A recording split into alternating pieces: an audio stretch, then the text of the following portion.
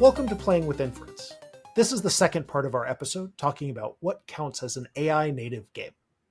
In the first part, Ramon and Aaron went deep talking about the definition of that phrase and how games that have come before could inform it or could eliminate elements of that definition.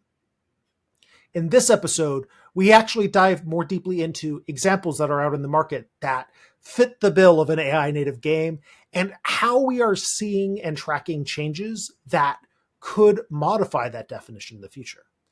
Let's jump right in.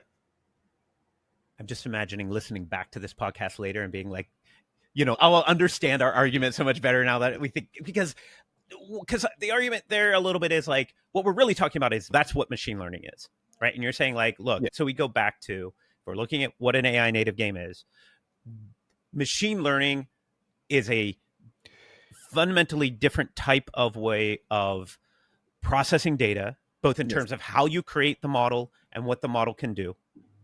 And that distinguishes it from prior attempts of procedural generation, even though they are related, they are cousins to one another in some way. Yes.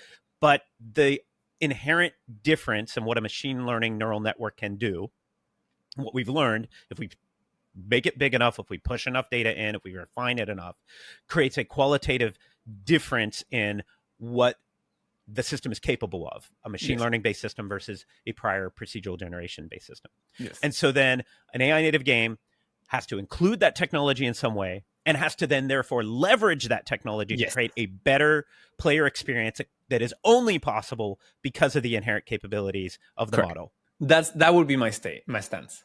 Okay. That only took 40 minutes to get back to where we were. It could have been an email. Okay. And what we're saying is, all right, with the impact. Okay. So then we're like, what's the follow-on impacts to this? What does it matter? And really there, it matters. And again, we primarily focused on AI native game as opposed to AI enhanced game development. Yes. Right? Which is a whole other area. But that if it's true, if this is a new piece that lets us do things that procedural generation couldn't before, and my argument is the way that I talk to my designers about it and others is it, even if it's not fully accurate, the heuristic is this kind of, think of it that you can do rulings, not just rules, right? And you orient rulings over rules where you can. I don't think that describes all impacts that this has, but it's one that we use at JM&T. So if we look at that, it either enhances existing genres, or as we go, just like we had mobile native games or VR native games, there will be AI native games that will look at forms of gameplay that so enhance a type of mechanic or ability that it is arguably a either subgenre or new genre, or like splits off from older genres to be like, yes, you could do that before, but like it was a shadow of what was possible now that we can do this. Yes, exactly. I think you're hitting on the nail there as well. So what are the examples? Are there examples that we should have people go test out? They're like, you want to experience this? You want to go look at this? I think there are a lot. I think there are a lot of pure examples. Like I think AI Dungeon is one that is like, the moment you start ChatGPT, I think it's a toy, and you can make it a game by putting some prompts, and you already have something in there. But I think AI Dungeon is a clear example of it fits the technical definition. It fits this new genre. It feels like entirely novel than what it used to be before 2020 or 2022, whenever you want to put the new era. But then you have others like Infinite Craft. I think it's a tiny game, but you immediately get it. Oh, wow, it feels novel. Maybe at some point you get, they could have just pre-done this with a million. So Infinite Craft is this game where you combine elements and you create new elements, and that's it. That's the game. But I guess Craft does something similar too, right? Sorry, who? Storycraft. Correct. Yes. So that to your point of rulings over rules, the rules are written somewhere in English, combine two elements and make a new one and generate an image for that. And then all of the effort is on making rulings of when you combine Hawaii and a plane, what do you get? So I agree. So if we had conversational AI that we started with, that's somewhere like character AI or other ones where we're like, we're just going to take a chatbot and drop it in. We're going to have Skyrim mods that now you can have right? So where that focus on the conversational side, there's those. You're pushing in, all right, what about the like, not just like procedural generation plus, like procedural generation beyond what we could do with machine learning. So we got, Yeah, continue, sorry. yeah, so some kind of like where the idea is that we're generating dynamically content. Now, it is probably related to something else in the game design, related to something else. It's just not like we could generate an infinite number of mazes before. Yes. We're saying, okay, there's something else that we can do here. So I keep thinking, there's this friend of mine, very sharp, that once told me that AI is a proxy for the game designer. Yeah. Yeah. Yes. I really feel like that capture the proxy for the game designer, the rulings of a ruling, and then having a referee, like it's a referee sitting in there as a proxy for the game designer, calling out rulings for what happens. So in the world of story of Infinite Craft, it's deciding, you gave me a plane and you give me a Hawaii honeymoon, and it's what you get next. That's the next topic. Sorry, that's the next thing. I think that proxy really captures a lot of the games that exist out there, as in, especially if you're talking about LLMs, you're trying to put in the loop some sort of like proxy narrative or mechanic proxy for the game designer. And that feels on the player side right. There's some sort of system that is trying to interpret things as per the intent of the creator. I think that is a possibility of one way to leverage the tech, and one way to think about it is that you have a system that can quote unquote reason. I say that because there's a very specific thing that I think it's easy to misinterpret what that reasoning is, but it can do types of calculations that you couldn't quite do before, reasoning around the game state, reasoning around the game rules that you couldn't have easily done before. And so you can train and enhance that AI to do that sort of reasoning as a ghost, as a proxy of the game designer, as if they were there at the table in the moment, so that you can. And the way that we describe that at JM&T in terms of what's the impact from the product, from the game design, is that the game can play back with you. So the example would be, and games play back with us to some degree always. That's what an interactive is. But it's okay, but what does that mean more? So the example I would give is like Grand Theft Auto, right? Like it's one of the top games on Twitch for a long time, but most of the times that people are playing, they're playing 5M, right? Or they're playing the role play aspect, which was not what the designers it's not they didn't intend it, but it wasn't like designed for that. And so what you have is this stage, right? Grand Theft Auto is a stage that humans use to play on as a playground, right? The question is, can you make the stage smarter? And we do that with procedural generation before. And the question is, does adding machine learning make a meaningful qualitative difference in the way that the stage, the simulation, can play back and honor the stories, honor the play that the other players, that the humans are having in that, so that the stage plays back with them. It is more of an active participant in not, again, this is the spectrum of, you could yes and it the whole time, which is more like AI Dungeon, to we want to put some constraints so it still honors also this designer intent. Yeah, this right? Like in lore or in game. Just okay. There's coherency of the simulation itself. Coherency. Does the simulation make sense? And then there's also like a designer intent, because we look at a game again. I get a definition of games. Is it something you win? Are there rules you can strategize? Is there a goal or objective? And so there's this other sense where like a designer will say, but we have an intentional experience, an intentional type of entertainment we're trying to have here. This would be, I think it's easy. I think it is useful to draw analogies from theater and from tabletop, where you have this range. And I'm not saying one is right or wrong, but like these experiences fall in this spectrum of, is this purely collaborative? It's improv, it's improvisational, it's collaborative storytelling, versus there is a director, there is a game master. And you can then decide like how dictatorial they are, right? Is it a collaborative back and forth? This is a director who's willing to let, some improvisation happen and we capture that moment versus I have a vision. I am the director. You are just the actor. You're going to do what I say. And I think there is a spectrum of those experiences. And what we're able to do with this technology is push into that space in ways that we couldn't before as both players and designers.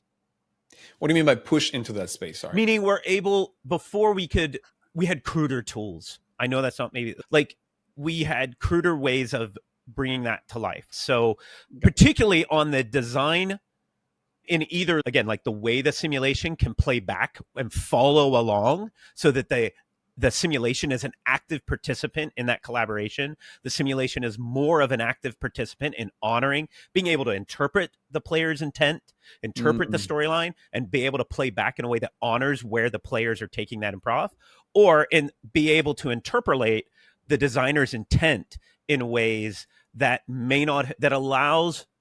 So on the rules side, it was so dictatorial, you don't have room to let the player or anything else get in there because we couldn't deviate. Like we only had the capability to like stick to it. And it's maybe we can like blend in here a bit more by having this interpretation of what should happen.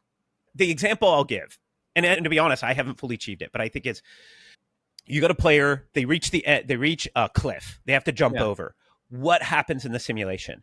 And you have a bunch of different things. You could have had a physics simulation before, right? You can have a predeterminism of, so like you could just have a physics simulation. Can they jump? Can they make it? Yes or no? You could have a predetermination. Narratively, I want them to fall into the pit because we need that to be part of the story beat. The question is, what degree can you create judgment or agency to be like, you know what? The funny thing to do here would be, or how can we do a situational analysis of what's the quote unquote right thing to do? Should they jump over because it's heroic, even though physics wouldn't make it, but we're going to let them jump across because that's a good dramatic moment. Like the ultimate, if we can achieve what I believe AI native games should be able to achieve, is that somehow there's a moment in that calculation of what should happen that would not have been possible before. So wait, so here, just using this example, you're essentially saying AI should be able to, you should be able to give AI the ability to call shots on when you bend the rules of physics, in this case, right? What rulings over rules would be. Exactly. In this case, it serves the narrative for the hero to jump over the cliff and make it. So we're going to bend the rules there for whatever reasons, we're going to make it happen. Yeah. Okay. So it's a little bit of like magic in Harry Potter, right? It plays the role it has to play for the narrative that J.K. Rowling had in mind. Let's just put it like, there's a lot of ways we could implement it, but just the question that's posed to us, is it even possible? Right? Can we use these systems? Because you think about it, that is a sophisticated question, right? Yeah. Of what quote unquote should happen in this moment. And as a human, if I'm sitting at a table, if I'm the director or the player, we can have great conversations around this. But digital systems could not. You had to tell them what was going to happen. Yeah. So the question is, can they replicate some of that? And as a human designer, we could give a direction. We want things to be more realistic. This is not a place for you to make a decision, right? AI system. Like you don't get to make a choice here. Versus adding in capabilities to be like, what is the narrative beat that we want to have? What's the comedic beat? What's the thing that we're trying to do? And I'm using this as a small little example, but if you can create systems that can, first off, they have to be able to make these type of decisions in a way that players would judge as valuable and entertaining. And then two, then you have to have all the capabilities to make it real. Now, obviously, if you're text-based or even just 2D image, we can do that. As you go into 3D simulations, it becomes increasingly difficult, which is what we're trying to do at Jam&T. Yeah, I think that's a lot of the challenge, right? I think on the text side, we can bridge a lot of these gaps. I think it's the fact that everything that happens in the game state has to be represented graphically, or not everything, but at least the things you want to communicate to the player. So that's where it becomes hard. I like these. I think where this is going is a little bit on you're essentially building part of the game on the fly. And I feel like that's a little bit of what rulings over rules are, as in rulings, again, with common law, create precedent. And then this is like now part of the law, right? So if you think about that when you're doing this rulings over rules type of approach, you're essentially building the game as you go, and they set as precedent. So now when the hero jumps over cliffs, given specific situations, it makes it. I think this is unique of AI native games, or at least that's one of the things that I would like to think are unique, as in you're able to generate code on the fly, you're able to generate assets on the fly, you're able to generate more narratives that have real bearing on the fly. That is definitely something new and novel. It's still not solved because, as you said, how do you represent that graphically? It becomes very hard. Your point about generating code too is interesting, because it's not just content, it's not just narrative. Like with coding agents and everything else, you could arguably say that the capabilities of the game change. Yes. Right. And it's a little bit of, so we were talking about like jumping the hill and whatnot. You could add a mechanic on the fly that now is valid forever, that when it's high in adrenaline, you get extra jump or whatever, right? Like some new mechanic, and it's added and it's now there and then because your referee in game decided so. Yeah. But or even just almost so I'm just imagining essentially self-modding that happens as part of a game immediately, capabilities that could be grown.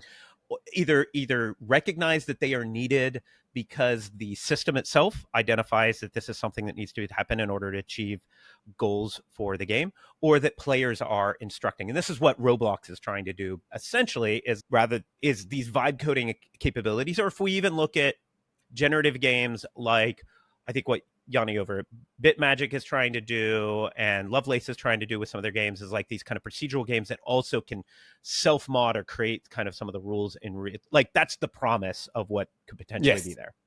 Yes, and one of the things that for me, like on that side, that gets me excited is, for example, if I have an elemental wizard or some sort of magician, or a game like a monster trainer that has powers, I may not want to define every spell specifically, but maybe I just want to send like ground rules and then let the AI spit out for a specific command or magic or something that I'm building, spit out how to combine the elemental rules or script out the elemental rules and make that happen. So for example, if I have a monster that is water, like a bends water, maybe it could concentrate energy in a small, like narrow opening, and it creates a jet.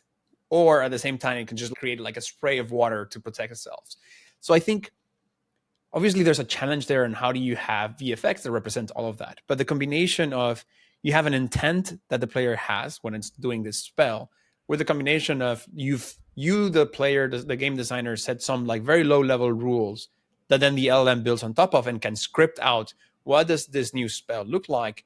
And then you have the graphical representation. I think that's the type of mechanics that I would consider AI native, or one of, in that you're creating new content based on ground rules that are low level, because in the end of the day, you have to ground it into some sort of shared world. And as you said, this is new content and mechanics and code that is generated on the fly. Self-modding, as you call it. Yeah, the game is self-modding itself to proceed. I think there's potential for it, right? Like we can already prototype some things, and that's where I want to, as we get towards like wrapping up, which we just started. Is talking a little bit like what's happening now and what we see, because we're arguably very early in this. There's only a few games out there that there are games, but there's maybe only so many right now that we would count that meet our definition. But there's a lot of talk, right? Yes. And so I think there's a good argument to be both optimistic and cynical, either side, right? We should note that there are games that already are showing some of this is possible, and there is a lot of investment. If you look at what's happening, look at some of the people who've played Death by AI, right? Like the stuff Tabish and them and Little Umbrella have done. And there are games that have already reached millions of players at this point, right? There's work that's being done that's going to incorporate some of these technologies. Like you see what, like the stuff that's happening, particularly in Asia, like what NetEase is investing in, what Tencent is investing in. I think we're going to see a lot of these games coming out. So I want to note that, yes, there's a lot of hype, but there is a lot of, actual work. gameplay happening, real money coming into it. So we're in the early stages. But I also think we're in the early stages in ways where, there's things we can imagine that work that we still have a lot of work as an industry to learn how to do them, right? So as an example, What do you mean there? Taste is one of the questions, right? So the question is, just because I can generate a good game rule does not mean just because I can generate a game rule does not mean that it is a good game rule. And there's, I think, a whole process both in terms of fine-tuning systems that learn this over time, or that we have mechanisms by which we play test and identify. I think we will build these capabilities, because just because you can generate infinite content does not mean you made good, fun content. I think that's a little bit of the once you reach. Yeah, great. You got the capabilities that you wanted. Ramon, you got your infinite spell mechanic. Now you have to build a game. Right. Now you have to do the whole game. So I think what we end up seeing right now is basically what are these tech mechanics that can be wrapped in the smallest veneer of a game possible. And that's why infinite craft is an example, right? It's the smallest possible veneer of a game. Yeah, because I think we're looking at, there is such a need, let alone even just an opportunity, for game designers to wrestle with this to determine what are great experiences that we can have. It still requires, you can take this technology and you could create conversational AI. You can create infinite games. You can create social deduction games, and you can create simulation games, right? You can create these narrative games. Those are all just different types of games wielding this technology, and they all require choices by designers, choices by humans right now to determine what do we think, what is fun, what do players want, what resonates with us, what do we dreamed of being able to do, and how does it feel when we're actually able to do it. And so there is still a lot of human judgment. My point being is that if an AI native game were an AI wrote this game, we are a long way from push button get game, because there's still a lot of learning there. So on that note, I feel so traditionally the modding community has been the exploration frontier for games. I wonder if there's anything interesting you've seen on the modding community with respects to AI or AI native mods. Because I've seen, for example, there's been a lot of NPC Skyrim, AI Skyrim. But that didn't feel to me nearly as quote unquote AI native. The experience was very much Skyrim with extra bells and whistles. You look at, there's a number of systems out there, particularly whether it's Skyrim. Minecraft is a big one target, right? There's several companies that have added AI bots into Minecraft, or the ability to try to say, hey, craft me a castle, and it'll try to craft a castle, right? And stuff like that. I think that is the place to really look. But Minecraft is just an amazing game, period. And it's a great place for the exploration of this. So and it's really Minecraft and Roblox, I think, are two of the early spaces that you can look for what players are going to be able to do. Roblox is starting to include some of these tools, and Minecraft as well, too. I think, though, to maybe jump your question a little further of what the ultimate impact is, what are the impacts? Maybe we get new types of game experiences that we've always dreamed of, like the actual dungeon master tabletop experience in the game. I can holodeck, do almost anything. But I think we also see, intentionally or unintentionally, as this technology becomes smarter, the way I've described it is, two of the takeaways that I've said from Retail Mage are: one, less chatbots, more holodeck. Don't just throw NPCs into simulation. You need to make the whole simulation smart. Yeah. Right. And as you do that, I think you become more of an AI native game. I think that's what you're trying to say, right? Don't just throw an AI NPC in there. It needs to be integrated into the experience more. Yeah, it's true, but that goes a little bit against the tradition of mods. I'm not saying that you can do it. It goes against, but it's a little bit of it's a tension with, right? Because mods technically part from an existing experience, and they slowly move or quickly. I'd say it can still be an AI native game, or it's in this space. I'm not trying to exclude it. I'm saying it's not taking full impact. If you want to push it, and then there's a corollary to me.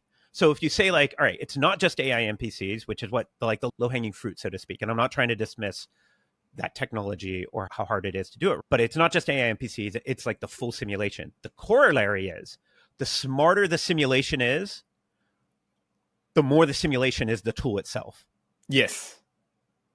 And so the modding moves out of Unreal and out of Unity and out of even Roblox and moves into the game itself.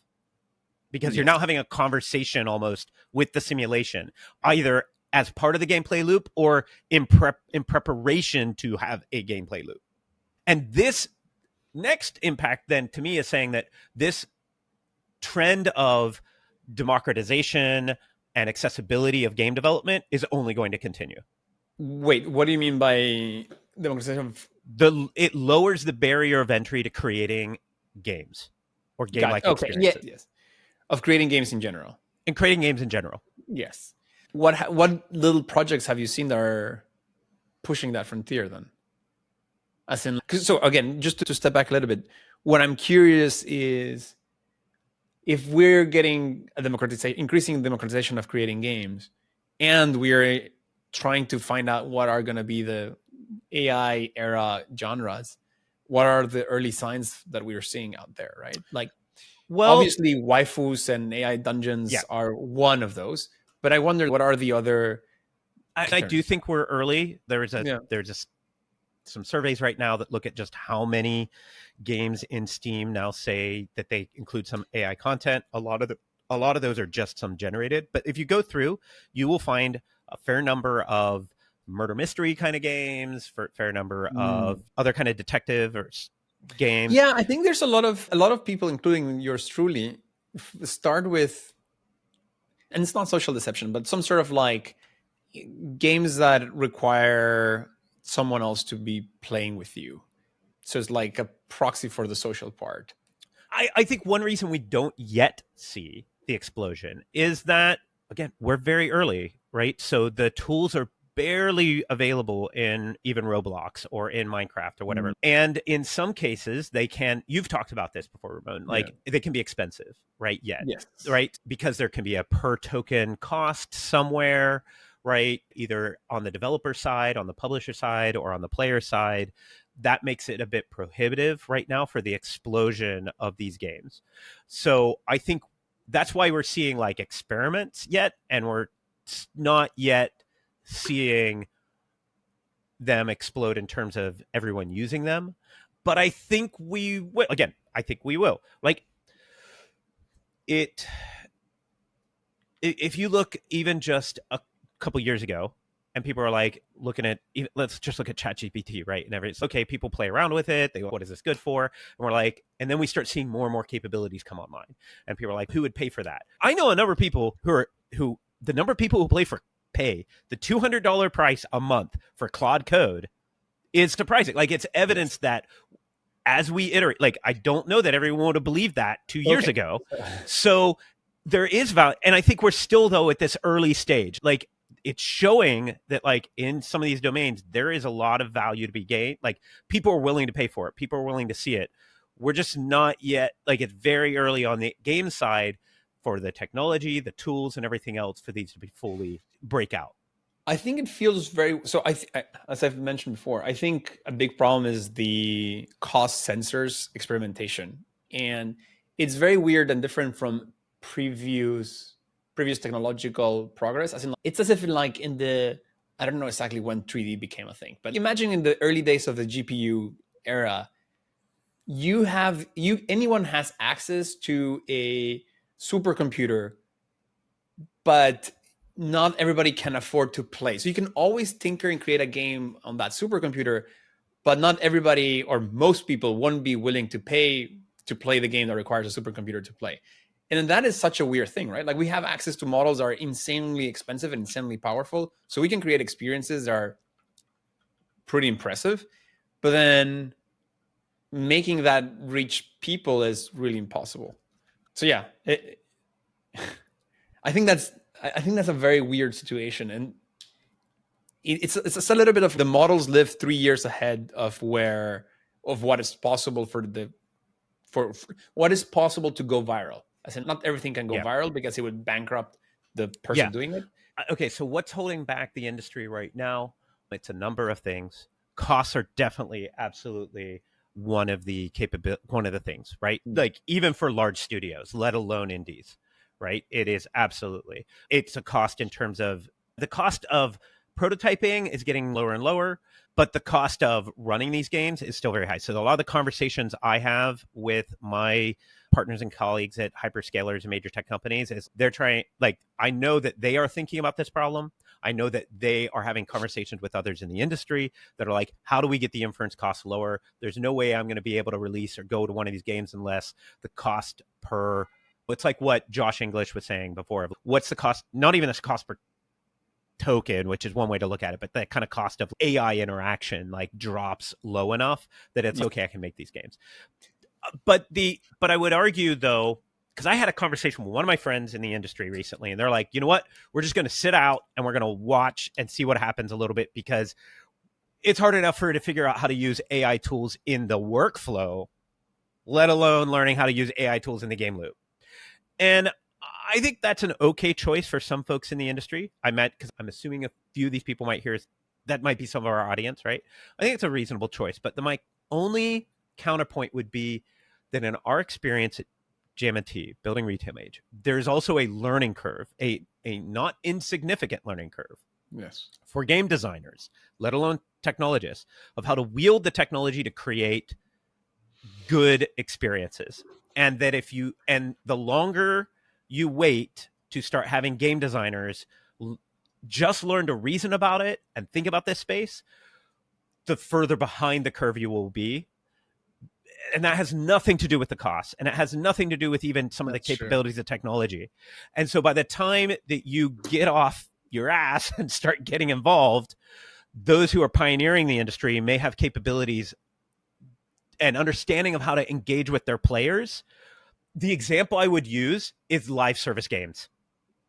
Those who pioneered live service games understood earlier how to interact with players, how to create game loops with players that were valuable to players. And then you have all these follow-ons of studios that say, look how much money they're making. We could make that money. And they're so focused on like the winner take all microtransaction capability of and long-term retention of live service games. They're like, we're just going to throw a live service game at this genre and live service game that genre. And we're going to pump these things out. And players are like, that wasn't fun. That wasn't interesting. I feel abused.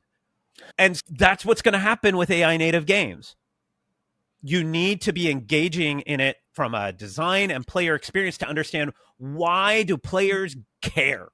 And there's a little bit of an advantage right now because it's greenfield, and it's totally novel from the player experience. So they're willing to try crappy implementations of this. So as you learn, people are just trying out. Like right now, there's the hype, then there's some amount of enthusiasm for trying weird experiments. There's no well-known best practices on what to do with this technology in the gaming side. So we're all learning. You can try out, and there's tolerance for messing it up. And the same thing happened in mobile, and the same thing happened in VR. Although I hope we get even better outcomes in the way I see the industry working in those environments. Like in the beginning, we made simple little mobile games. I was very early in the mobile space as well. We could, back then you could charge $10 for a to-do app in the first year or so on the app store. We were trying crazy stuff, and the audience was still smaller, but also more open to experimentation. And same thing with VR. I have a ton of VR headsets. Some of the first VR games, the early adopters are very forgiving, to your point. And so it's a great time to experiment. There will be times for others to come in and learn this technology later, but I think you will absolutely be at advantage compared to those that really understand and learn how to work with this new technology and medium. I think that's right. There's a pattern that happens a lot with inflection points in business and technology, but I think that's especially true right now. So we're running long at this point, but I wanted to ask you something. What type of game or experience that you guys are not building? Okay, so you can't say, "Oh, I want to see improv theater scale," because that's what you guys are doing. So, what type of game or experience would you like to see that you guys are not doing? What type of experience with AI that we're not doing? Yes, something you're not doing that you would like to see happen. I or might play. already be cheating on your thing, because we're specifically focusing on session-based games for a number of different ways. So I want someone to crack the long-term, I can play this game for hundreds or thousands of hours kind of experience. That's one. AI Dungeon, you got people who push it pretty far, but what the question is, can you build the AI MMO, right? I see. When you say AI MMO, do you mean like living, breathing world? Like, we've used those terms so many times in the industry, they almost mean nothing. But like, in fact, one of the early questions for us when we were exploring it was why we also, there are a couple of reasons we take a multiplayer experience, but a multiplayer view is usually in a multiplayer environment, single player, you get all this agency. I'm the hero of the story. Multiplayer, I am one of many. All of us, mages and barbarians or whatever, we're all the heroes, right? And so you can't usually just let one person kill the Lich King, because then like you have thousands of other players who are like, what about me? So the question is, does this technology allow us to make a multiplayer game where everyone feels like the hero? Or a game that feels like multiplayer? Because that's I want multiplayer. How realistic can you get with AI to the point where, like, how much do you care?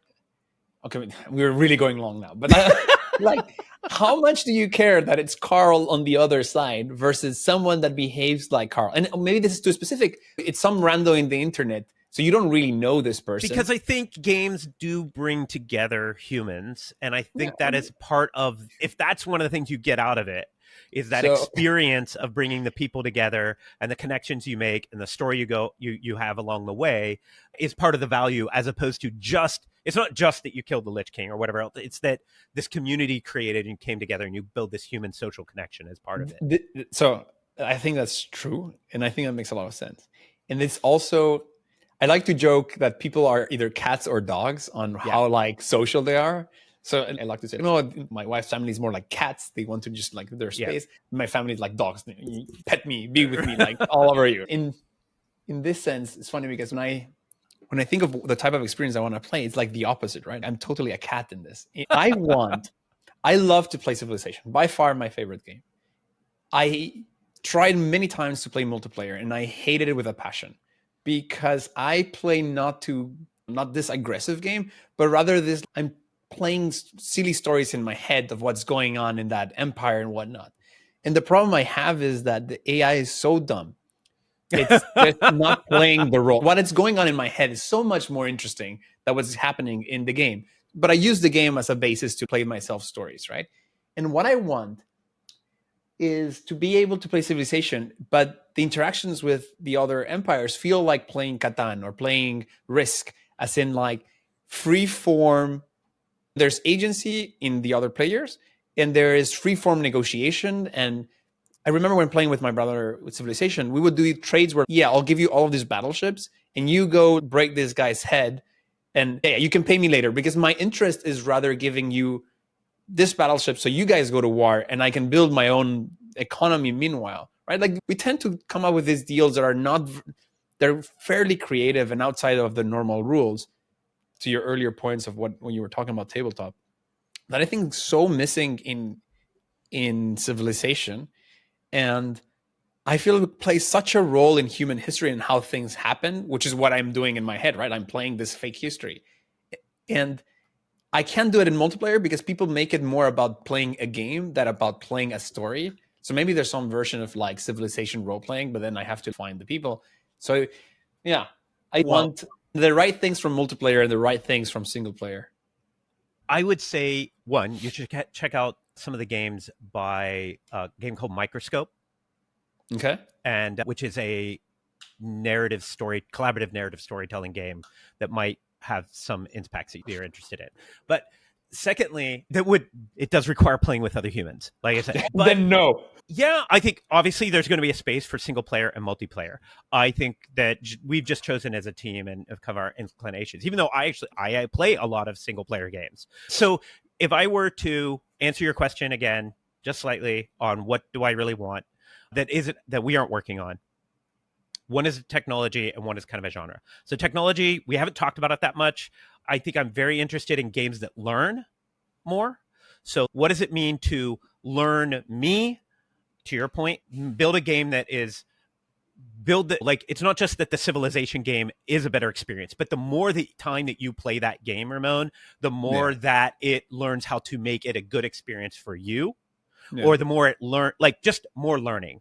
We only have a little bit of exposure to that right now in video games, and we could look back to the Nemesis system and other types of things, but like games that learn and adapt is something we're not yet looking at Jam&T, and I would love to see someone who's pushing in that direction, and there's some folks that are. And there's a whole bunch of areas around like what it means to learn and adapt to an individual, to be adapt to the players versus adapt and increase capabilities, and like they are smarter. It's a smarter Genghis Khan that you're playing against over time, like things like that. And then selfishly, it goes to the forever game that I had mentioned before. One of my favorite games is Elite Dangerous. It's a space sim, right? I am sitting in a game cockpit right now because I can play that game in VR. There's a community event called Distant Worlds where everybody travels from one side of the galaxy to the other. And there'll be the thousands of people that will hopefully do this. I've always wanted to do it. They're going to do it for the third time here in the next year. And it's a great game, but there are so many ways in which it's also very shallow. Like that the game only plays back with me so much. Yeah. So it's like that greater depth that as I go, and because I love exploration games, I love looking around the corner, what's over here, what's over here. And in procedural generation games, right? Like the challenge is, and this was the pushback on No Man's Sky early on too, right? Is that like, there's a ton of content, but it's not interesting. And the question is, can AI make all that content more interesting? Right, more engaged, and that's what I want. And yes, obviously we're doing a little bit of that in Jam&T, but we're taking a very focused, particular approach. And so I want someone to also make these other games because I want to play that. Yeah, so that really resonates because one of the things that I noted when I started the company was like, I used to play one of my probably my favorite game is Morrowind, and I would read every single book, every note, everything that was cracking, like every corner. I played the shit out of the game, and I was like, to this day, like the current game of Civilization I'm playing plays on Tamriel, right? I'm just like, I was so in love with that lore and with what's going on, and I love going exploration. And one of the things that I wish is that I want to open more books. What else can I? So one of the drilling down, right? One of the first playtests or first hacks that I tried to do with one of the earlier GPTs, it was at Singularity 6. And we have Impalia, right? It is a cozy MMO, and there's a library. And one of the questions we had that we fooled around a little bit with was, could you just generate all the books in all the libraries so that when you look at every single book, like there's actually content in those and they're interesting, right? And back then, it wasn't that long ago. Like now you're like, yeah, you could do this in an afternoon. You just generate. But back then it was like, could we do this? Would it be interesting? And it wasn't like, and this would be the reason people play Palia, but it was just like, it could have been a cool thing. And it was one early example of, we just fooled around with it a little bit, but it was one of the early places where I started to get really much more interested of how I could take this tech and apply it to game design. And I think there's a lot of ways around that. The thing that I think that I had been wanting, to your point, Ramon, is whether it was Skyrim or Fallout or something else, it's the game playing back and respecting my fantasy more, right? So when you go back around, you've been playing this game now for 40, 50, 100 hours, and you come back to your particularly open world, and you come back to an early spot, and the NPC still greets you as if you're like a level 1 character, right? And has that, and you're like, dude, I just conquered this continent, right? Like I am the Dragon King or whatever. And it still has the regular dialogue. And you're like, what you wanted was it to respect the fantasy, to respect the story. And that's just not realistic in the way we've built games so far. And that is just one of the things that I've wanted to see. I love that framing because I think that captures my Civilization thing as well, right? I'm having this geopolitical crisis. Respect it, right? Don't put all of your armies on the other side of the world and then try to threaten me for the nonsense. Well, like respect the intricacies of the global order. So we could also say that then part of the thing we're searching for, and again, I don't think this is all AI native games, is you could just say they're smarter, but I think some of it's that the suspension of disbelief lasts longer and is deeper. So a lot of games we're willing to note that, and we make fun of, or it's part of the game that, like, man, one of the examples I had of like the merchant, right? Or whatever, the NPC does something stupid. There's all these memes out there. It's kind of, and in a game, you expect that, right? You expect to be able to come back to the NPC and have the same conversation 700 times, and it's never going to get tired of it, right? Because it doesn't think about it. But what we see in these games now is it's like, I come back and I've got like a cartload of one item, and I'm like, you're going to buy all of this NPC merchant, right? And the question would be, like, in one of these AI games would be like, you're like, no. The NPC, the merchant would be like, why would I do this? Or the wife would be like, time you do this, there's an oversupply. You can't take the wife is, you have bought this many, or Link walking through the store and just breaking every single pot. And at some point, someone being like, what are you doing? Like the police come in and they're like backing their pots. And so now there's two. So the question is like the suspension of disbelief, and like when did it fall down? And one of the opportunities is creating a deeper suspension of disbelief. And there's a bunch of fun stuff in here because, one, we could say we want it, and then when we actually get it, we might be like, that's not fun. I don't want that. So that's where the human intuition, the taste we talked about before of like game design and wrestling with it and determining it, because we've seen in our games already crazy things like, you know, we talk about if in Baldur's Gate 3, if I walk into Act 3 and I'm in Baldur's Gate and I take 10 steps in and I start talking to someone, and then they'll get into this, like if it was dynamic dialogue, they get into this story about their cousin's chicken or something, and you could have hours of content, and you'd be like, if you didn't know, we've trained gamers that they would assume that's important, right? So the question is that even valuable? And that's an interesting question. Maybe for some players, maybe. And for other players, may or not, right? So that's a huge design space to look at. And others of the way they interact. So we had this like murder mystery, and you had a journalist in one of the experience, and you could get the journalist in our murder mystery, or not murder mystery, it's a heist game, but you get the journalist start to solve the mystery with you. And then you'd be like, and this was supposed to be a game you'd finish in 30 minutes. And so you'd be like, okay, we're going to crack the case. Let's go. You talk to this person, you go do this. And the journalist would be like, we're at a cocktail party right now. I will talk to you tomorrow. And you'd be like, no, I need to do this now because we're in a game. And the journalist says, you're acting weird now. I'm going to like back away. So you have all these cases where just because it's smarter doesn't mean it's dramatic or interesting or fun. In fact, the AI NPCs, when we give them good perception of a game, will look at the humans bunny hopping through the level and be like, that guy's on drugs. That's the murderer. Totally, that's the person on drugs. We have to like note that the humans don't act like they act because they're in a game, right? And so sometimes the AI NPCs can be more grounded, more realistic than the humans are. So that was one of the reasons why the first game I tried doing was about you pretending to be an AI rather than AI pretending to be a human, because there has to be a motivation for you to act like a normal, like not weird, because otherwise like humans are just going to behave weird, right? They know they're in a game, they know they're LARPing, so they're the first to break the suspension of disbelief rules. Yeah, so to go to your question, like these are both, we talk to like experiences that we want to have, but also just because we ask for it, maybe we don't. That's one of the things in game designs a lot of time is the players may say something and you as a game designer realizing you really don't want this, people. Yeah. You actually don't want this game, or you don't want this experience. It would actually make it horrible. So I think for game designers, for people building these games, it's an amazing time to come in because we don't know the answer to so many of these questions. Yes. A lot of things to try out. So do we know what an AI native game is now? It is games that have rules that were learned, but the rulings get made on the fly. The player experiences that directly. And what else did we say? So I think my summary that we've learned is it's not just a technology, and it's that the player experience is an important part of it. Yeah, the technology is a piece of that definition, and it should be the magnitude of the technology and how it changes the player experience. And we are just starting to understand what that experience can be. We're starting to explore it.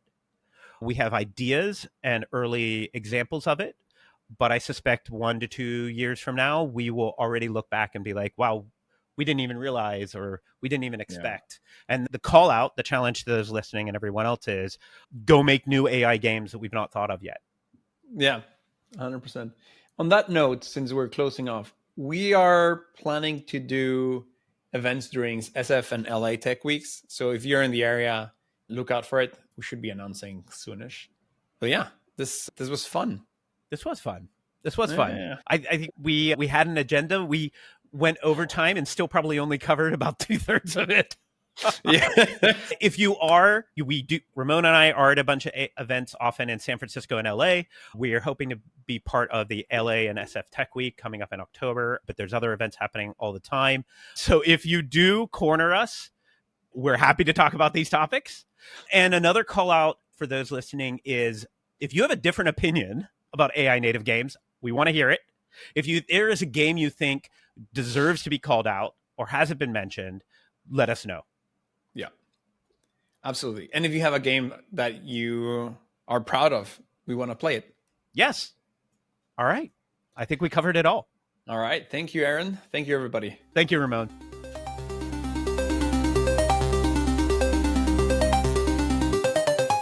Thanks for listening to the full episode. We really hope you enjoyed the discussion. It would help us out a ton if you subscribe to the show on your platform of choice, as well as shared it with folks you think would find it useful. You can always check out playingwithinference.com to get in contact with us, join our Discord, or just find the links to the episodes. See you next week.